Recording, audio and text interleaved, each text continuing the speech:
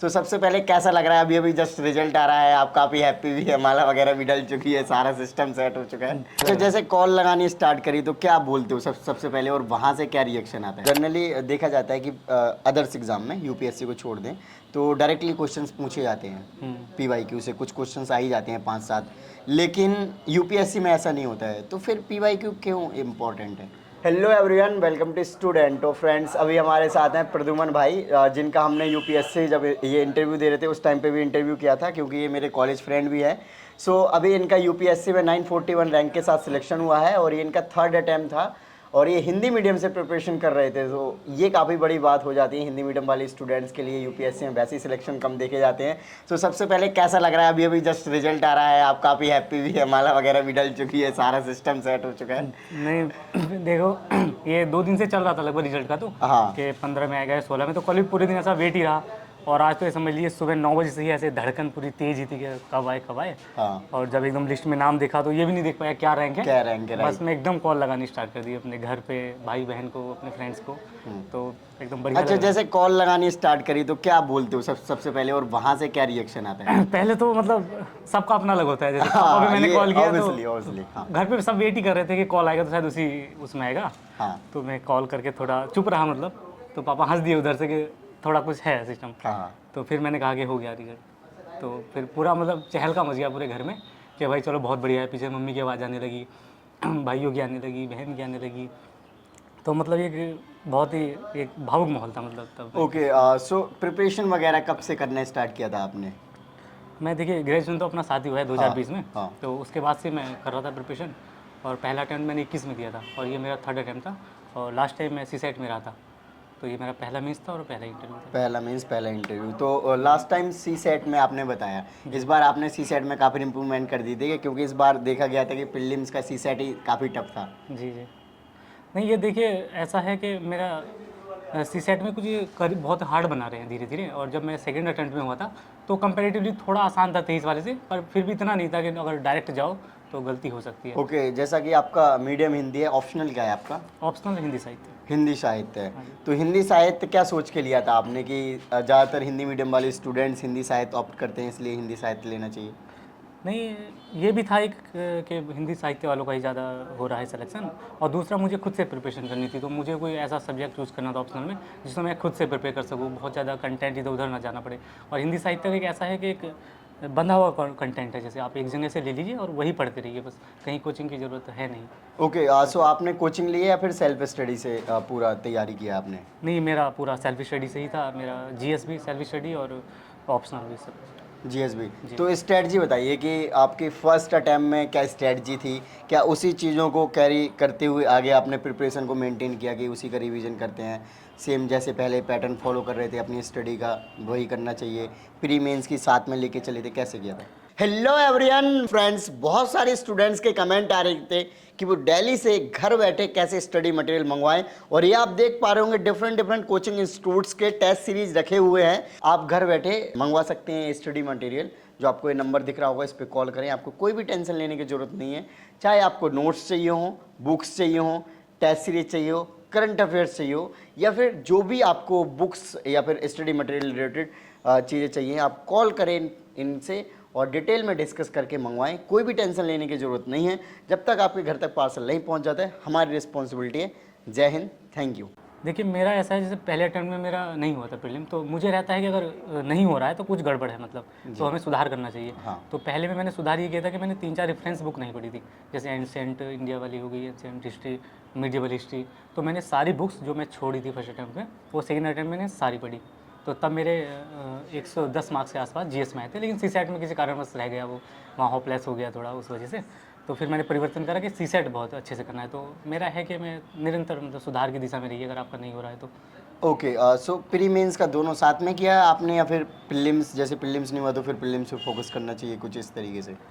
नहीं देखिए, जैसे अभी प्रीलिम हमने दिया है और अगर प्रीलिम हमारा नहीं हुआ है, लेकिन हमें है कि चलिए हमारा सब अच्छा है, मतलब जीएस अच्छा है, थोड़ा सुधार करने की आवश्यकता है, तो पूरे साल क्या ही करें, प्रीलिम का तो पढ़ेंगे नहीं। तो तब कोशिश करिए कि थोड़ा थोड़ा आंसर राइटिंग आप करते रहें और लगभग 3 महीने पहले भी अगर प्रीलिम के हिसाब से पढ़ेंगे तो वो मेरे हिसाब से हो जाएगा। ओके, सो सेल्फ स्टडी का जब आपने प्लान करा होगा जी। तो फर्स्ट डे से ही सारी स्टैंडर्ड बुक्स, जैसे आपने बताया कि 2-3 ही मैंने पढ़ी हाँ। थी, तो फर्स्ट डे सारी बुक्स रखी और फिर पढ़ना स्टार्ट कर दिया, फिर कैसे स्टार्ट करना चाहिए? नहीं, मैं सबसे पहले जब स्टार्ट किया था तो मैंने ऑप्शनल से स्टार्ट किया था, क्योंकि ऑप्शनल का बहुत ज़्यादा वेटेज होता है इसमें, तो मुझे था कि सबसे पहले ये अपना प्रिपेयर अच्छे से कर लूँ। तो मैं शुरू के 3 महीने में ऑप्शनली अपना प्रिपेयर किया था। उसके बाद मैं एक एक सब्जेक्ट करके प्रिपेयर करता हूँ। जैसे अगर हिस्ट्री लेनी है तो उसकी स्पेक्ट्रम उठा ली, उसको प्रिपेयर किया। तो मैं एक एक करके करता हूँ, ऐसे नहीं कि एक साथ उठा लो सब कुछ। ओके, सो स्पेक्ट्रम उठाई तो आप स्पेक्ट्रम जब तक पूरी ख़त्म नहीं हो जाती तब तक आप उसको पढ़ते रहेंगे, जी, जी, बिल्कुल। उसके बीच में कोई दूसरा सब्जेक्ट को टच नहीं करना है? ये देखिए, अब सबका अपना अलग-अलग होता है। हाँ, मेरे कुछ सब्जेक्ट फ्रेंड्स होता हैं है। जो सेलेक्ट भी हुए हैं अभी, तो उनका था कि वो 2 सब्जेक्ट एक साथ पढ़ते थे। कुछ का है कि 3 भी पढ़ते हैं, पर मेरा है कि मैं एक को ही लेके चलता हूँ, पहले एक को फिनिश करता हूँ, फिर दूसरा पढ़ता हूँ। ओके, सो जनरली जो हिंदी मीडियम वाले स्टूडेंट्स होते हैं तो उनको रहता है कि हम उस परिवेश में नहीं पढ़े बड़े हैं कि जहाँ पे सारी व्यवस्थाएं उतनी जल्दी इजीली भी मिल जाती हैं, या फिर यूँ कहें कि जैसे जो इनका सिलेबस होता है जो स्कूल वगैरह में पढ़ाया जाता है, जो एनसीईआरटी मेन माना जाता है कि हाँ एनसीईआरटी सबको पढ़नी है, बट हिंदी मीडियम वाले ज़्यादातर एनसीईआरटी वगैरह पढ़ते नहीं हैं उस तरीके से। तो एनसीईआरटी क्या आप रिकमेंड करना चाहोगे, पढ़ना चाहिए नहीं पढ़ना चाहिए? नहीं, हिंदी मीडियम जैसे आपने कहा कि वो कहते हैं कि बचपन से हमें वो बेसिक नहीं हो पाया, मतलब हाँ। मजबूत स्ट्रक्चर, तो उसका एक देखिए मानने वाली बात भी है, थोड़ा हिंदी मीडियम वालों का ऐसा होता है। और दूसरी बात है, आप देखेंगे हिंदी मीडियम की जितनी भी तैयारी कर रहे होते हैं वो आर्ट्स के तो बहुत ही कम होते हैं। हाँ। वो नॉर्मली बीएससी करने वाले होते हैं, तो उन्होंने हाँ। वैसे भी कहाँ ही पढ़ी होती है एनसीईआरटी। लेकिन जैसे अभी हम करते हैं तैयारी, तो ये है कि कुछ सेलेक्टेड सब्जेक्ट्स की पढ़ी है एनसीईआरटी। जैसे मैंने ज्योग्राफी की केवल पढ़ी है एनसीईआरटी, अगर मैं अपना बताऊं। ज्योग्राफी की भी जनरली 11-12 की बताते हैं जी, पढ़ना 11 चाहिए, 12 बिल्कुल। तो आपने 11-12 ही पढ़ा है? हाँ, बिल्कुल। तो बिना एनसीईआरटी के आपका ये हो गया मान लो सिलेक्शन यूपीएससी का, एक मतलब ही एक सब्जेक्ट सब्जेक्ट मैंने पढ़ा है। हाँ, एक ही सब्जेक्ट है ना। हाँ। अच्छा, बाकी क्या कौन कौन से सब्जेक्ट की कितनी क्लास की पढ़नी चाहिए और इम्पोर्टेंट आपको लगते हो? देखिए, अगर जैसे किसी को खुद से तैयारी करनी है मेरे हिसाब से, और समय उनके पास है, मान लीजिए फर्स्ट ईयर से वो तैयारी करना चाहते हैं ग्रेजुएशन की, तो तब तो वो 8th क्लास से पढ़ सकते हैं एनसीईआरटी, और सारी पढ़िए फिर तो। मेरा ऐसा था, ग्रेजुएशन के बाद मैंने स्टार्ट किया था, तो तब तक ऐसा होता है कि स्टूडेंट की बुद्धि काफ़ी विकसित हो जाती है, तो कोई डायरेक्ट भी अगर रेफरेंस बुक वो पकड़े तो आसानी से पढ़ सकता है। ओके, जैसे प्रीलिम्स में देखा जाता है कि एनसीईआरटी से डायरेक्टली क्वेश्चंस आ जाते हैं, फिर एनसीईआरटी बेस्ड क्वेश्चन होते हैं, तो फिर तो कहीं ना कहीं प्रीलिम्स में लैकिंग हो जाती है अगर हम एनसीईआरटी को अच्छे से नहीं करते हैं। हाँ, लेकिन ये है कि कोई बुक ज़रूर पढ़िए, रेफरेंस बुक आवश्यक पढ़िए। जैसे कुछ स्टूडेंट हैं वो केवल कोचिंग के नोट्स पढ़ते हैं, तो मुझे लगता है प्रीलिम तो कम से कम उसमें नहीं हो पाएगा। ओके, जैसे कि कहते हैं ना बेसिक बनाने के लिए एनसीईआरटी पढ़ो आप, हाँ। तो जैसे स्टैंडर्ड बुक्स लक्ष्मीकांत पढ़ते हैं और अगर सारी चीज़ें समझ आती हैं तो फिर भी ज़रूरी है कि पॉलिटी की भी एनसीईआरटी पढ़ें? देखिए, मुझे लगता है जैसे अगर आपको एनसीईआरटी अच्छे से समझ आ रही है और सब आपको क्लियर सही है सब चीज़ें, और मार्क्स अगर आप अपने टेस्ट दे रहे हैं उसमें सही बनना है, तो ना भी पढ़ो तो चल सकता है काम। मेरा तो देखिए अपना ओके। व्यक्तिगत ही मानना है। पीवाईक्यू आपने कितने सालों की करी थी यूपीएससी का? मैं 2011 से 2000 मतलब जो लास्ट ईयर होता था उस तक के मैं करता था। ओके, सो जनरली देखा जाता है कि अदर्स एग्जाम में यूपीएससी को छोड़ दें तो डायरेक्टली क्वेश्चंस पूछे जाते हैं, पीवाईक्यू से कुछ क्वेश्चंस आ ही जाते हैं 5-7, लेकिन यूपीएससी में ऐसा नहीं होता है, तो फिर पीवाईक्यू क्यों इम्पोर्टेंट है? देखिए, पीवाईक्यू मतलब कोई सा भी चाहे जॉब, मतलब कौन एग्ज़ाम कोई सा भी हो, तो मुझे लगता है पीवाईक्यू तो करना ही चाहिए। इसका एक फ़ायदा एक तो ये है, जैसे आपने कहा सेम तो आते नहीं हैं, अलग ही आते हैं, लेकिन एक ट्रेंड पता चल जाता है हमको, है ना, कैसे आ रहा है, और जो एग्जामिनर वो क्या बुद्धि लगा रहा है उस चीज़ में कि कहाँ स्टूडेंट फंस सकता है, शायद हम वो एक तरीके से उसको समझ सकते हैं पैटर्न को। ओके, सो पीवाईक्यू कब स्टार्ट करा था आपने, या फिर कब करना चाहिए स्टूडेंट्स को, सिलेबस ख़त्म करने के बाद या फिर जैसे ही तैयारी में आए पीवाईक्यू देख रहे हैं फिर पढ़ रहे हैं ऐसे करके? ऐसे जैसे अगर आप कोई सब्जेक्ट पढ़ रहे हैं स्टार्टिंग में तैयारी के दौरान, मान लीजिए पॉलिटी, आप लक्ष्मीकांत पढ़ रहे हैं, तो उस टाइम पे पॉलिटी के पीवाईक्यू आप देख सकते हैं, केवल पॉलिटी के। उसी के साथ जैसे अगर आप स्पेक्ट्रम पढ़ रहे हैं तो मॉडर्न हिस्ट्री के पीवाईक्यू देख सकते हैं, परंतु उस टाइम पे सब्जेक्टिव केवल देखिए, वो इसलिए कि जो हम पढ़ रहे हैं और पीवाईक्यू का ऐसा हम पढ़ रहे हैं, सही दिशा में है हमारी पढ़ाई। बाकी जो एक्चुअल जो इसका मतलब है पीवाईक्यू का मेरे हिसाब से, वो ये है प्रीलिम के 1 महीना पहले आप स्टार्ट कीजिए full length PYQ, okay, full length और वो भी समय से एकदम कि जैसे 9:30 बजे है पेपर तो 9:30 बजे। मतलब जितने टाइम ड्यूरेशन में अटेम्प्ट हाँ, करना है बिल्कुल, वो उसी में ऐसे ही करना करके, चाहिए। हाँ। ओके, प्रीलिम्स को लेकर लास्ट टाइम में क्या स्टडी, जैसे पूरे साल आपने बताया मेंस करते रहते हैं, फिर कुछ टाइम जब प्रीलिम्स का आता है तो क्या उस टाइम पे क्या फोकस होता है, मेन सब्जेक्ट पे फोकस होता है या फिर रिवीजन पे होता है, किस तरीके से प्रीलिम्स की तैयारी होती है? देखिए, जब हम मेंस का करते हैं तो उसमें हमारा होता है कि थोड़ा लिखते रहिए, प्रैक्टिस करते रहिए, और लिखने में कहीं ना कहीं हम चीज़ों को सीमित कर सकते हैं कि हम क्लास नोट से पढ़ेंगे और लिखेंगे। लेकिन प्रीलिम की तैयारी एक बहुत ही कह दीजिए वास्ट सिलेबस होता है, तो उसके लिए बुक पढ़नी ज़रूरी है। तो जैसे अगर 3 महीने पहले अगर हम अपना बना रहे हैं कि भाई हमको प्रीलिम की तैयारी करनी है, तो एक मन में रखिए कि 3 रिवीजन तो हम करेंगे ज़रूर, और वो 3 3 बार। रिवीजन में 1 रिवीजन तो होना चाहिए बुक से प्रॉपर, उसमें अंडरलाइन के साथ, और दूसरा भी बुक से होना चाहिए, और तीसरे में ऐसा कर सकते हैं हम, जो आपने अंडरलाइन किया है केवल वो पढ़िए। या फिर नोट्स भी तो प्रिपेयर खुद से कर सकते हैं। नोट्स तो साथ-साथ बिल्कुल कर ही सकते हैं, लेकिन ऐसा नहीं कि केवल नोट्स के भरोसे रहें। तो आपने नोट्स वगैरह करे हैं? नहीं, बिल्कुल मेरे प्रीलिम के अलग नोट्स हैं और मेंस के अलग नोट्स हैं। ओके, जैसे कि अभी आए थे तो ये बात चल रही थी कि आपके पास किताबें ही नहीं, आप तो ऐसे ही तुक्के में हो गया सिलेक्शन। तो किताबें कितनी होनी चाहिए? मतलब किताबों का ऐसे देखा जाता है ना कि किताबों का कोई लिमिटेड कह सकते हैं लिमिटेशन नहीं है ना? यूपीएससी में अगर देखें, सोर्स तो इतने ज़्यादा हैं, जो उठा लो वो पढ़ते जाओ, और फिर एक से एक टीचर, कोचिंग और स्टडी मटेरियल मिलता रहता है। हाँ। नहीं, बुक्स मेरा तो मानना है कि बहुत ही लिमिटेड रखिए। देखिए, मतलब अगर आप कोई भी सब्जेक्ट मान लीजिए, सतीश चंद्र आप अगर पढ़ रहे हैं, तो मीडियवली केवल वही रखिए। अब ऐसे नहीं पॉलिटी की डीडी बासु भी आप पढ़ रहे हैं, लक्ष्मीकांत भी पढ़ रहे हैं, किसी कोचिंग की भी आप बुक ले आए हैं अपने, और नोट्स भी पढ़ रहे हैं, तो केवल एक रखिए और बहुत ही सीमित रखिए। बहुत ऐसे नहीं कि बहुत ही ढेर लगा रखा है बहुत सारी बुकों का। तो कितनी बुक होनी चाहिए? मतलब जैसे वैसे तो देखा जाए तो 20-25 बुक्स हाँ, तो हो ही हाँ। जाती हैं, स्टैंडर्ड देखें ऑल प्री और मेंस की मिला के। आपके अकॉर्डिंग कितनी होती हैं? मेरे मतलब हर सब्जेक्ट की एक बुक तो आप पढ़िए ज़रूर, रेफरेंस बुक। अब आप उसी से अंदाज़ा लगा लीजिए, कम से कम 10-12 तो बैठेंगी। अब उसी बार-बार पढ़ते रहिए, अलग-अलग पढ़ने के बजाय उन्हीं को बार-बार पढ़िए। जैसे कम से कम अगर मैं अपना भी कहूँ एक आइडिया, तो मैं लगभग 8 बार हर बुक अपनी पढ़ी होगी मैंने। 8 बार? हाँ, तो उन्हीं बार-बार तो उनको कई पढ़ते बार तो रहिए। ऐसे भी हो जाता है ना कि फिर पता चलने लग जाता है, पिछला पेज पढ़ रहे होते हो तो अगला में ये होगा शायद, है? नहीं, ये ऐसा लग सकता है, परंतु ये आप कह सकते हैं कि यूपीएससी का सिलेबस थोड़ा अलग है। आप अगर 10वीं 12वीं पढ़ेंगे तो आपको कुछ नया ही मिलेगा उसमें। आपको ओके। लगेगा कि शायद पिछली बार छूट गया था क्या, तो उसमें हमेशा नया ही मिलता है, आप जितनी बार भी पढ़ो। सो मज़ा आता रहता है पढ़ने में। मज़ा आता रहता है, हाँ, बिल्कुल। ओके, मॉक की बात करी थी आपने, तो मॉक में जैसे जनरली मार्क्स ठीक ठाक आ जाते हैं, और कई बार कोई कोचिंग बहुत टफ भी मॉक बना देते हैं, क्योंकि उन्हें अपना मार्केट में मार्केट। कंपटीशन भी करना होता है कि हम आई एम द बेस्ट है, मतलब है कि सो। जी। अब आप क्या कहोगे कि मॉक को कैसे अप्रोच करें?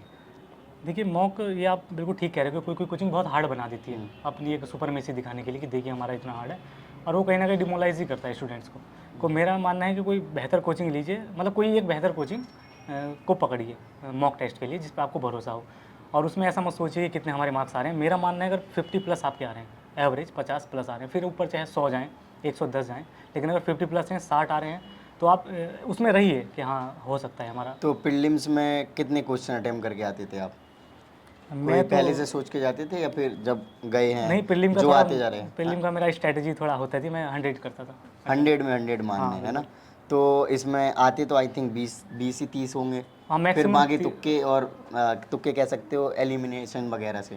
नहीं, उसमें ऐसे मुश्किल से 25 से 30 ही शायद हम कर पाए हाँ वही। डायरेक्ट। बाकी अगर जैसे 70 हमें है, तो उसमें कुछ तो हम करेंगे। जैसे मैंने बताया, प्रीवियस ईयर आप पढ़िए, तो आप एक मानसिकता समझ जाएंगे एग्जामिनर की कि वो कहाँ फंसा सकता है आपको। हाँ। तो आप कुछ क्वेश्चन उससे कर सकते हो, गैस से कुछ एलिमिनेट कर सकते हैं, और लास्ट में भी कम से कम 10 बच जाते हैं। देखिए, जहाँ आपको तुक्का या नसीब ये सब करना पड़ेगा। ओके, सो ऑल्दो आप मतलब कह सकते, सॉरी, आपके कितने मार्क्स आते रहे हैं देखा जाए जीएस में, प्रीलिम्स में?